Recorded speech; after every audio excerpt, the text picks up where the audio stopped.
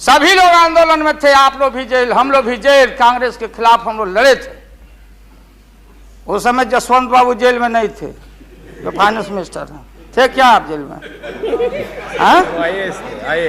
हाँ, कभी जेल नहीं, आंदोलन में जेल। तो आप लोग तो बिना हरे फिटकिरी का कोई ना कोई पद ले ही लेते हैं, चाहे इधर हो या उधर हो, दोनों पार्टी। अब उसमें आप अकेले नहीं हैं। दिल्ली में ऐसे बुद्धिजीवी लोग हैं, बुद्धिजीवी, बुद्धि नहीं है लेकिन बुद्धि से जी रहे थे।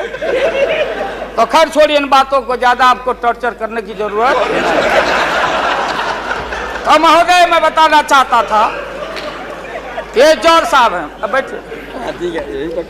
सन 77 में महोदय हम लोग को दिल्ली समझ में आया नहीं। दिल्ली में हम लोग जब आए, राज नारायण जी, जौहर साहब, चौधरी चरण सिंह जी,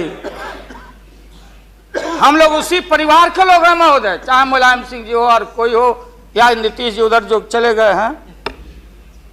हमारे मुंह में सीधे 32 दांत है, उनके पेट में नीतीश के दांत है, जो वहां चले गए।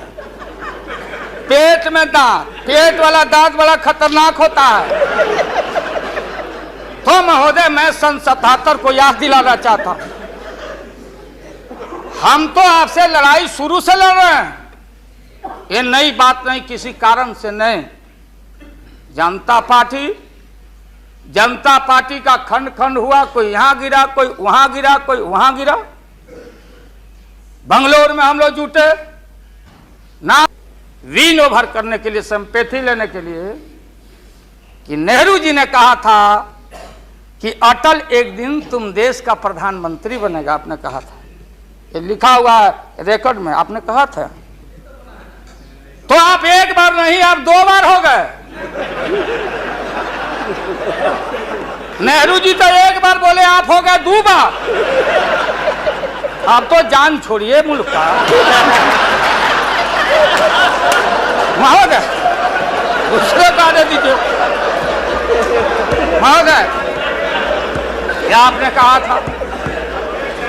अब अपने हम लोगों ने, अब आप हम लोग को पाठ पढ़ाते हैं, अडवाणी जी चले गए उठ के, तब पंचायती करने चले गए जौहर साहब की भाई सरकार टूट जाएगी, नीतीश मान जाओ। तो नीतीश जी ने जौहर साहब को कहा कि खबरदार, फिर बिहार से लड़ना नहीं है क्या आपको?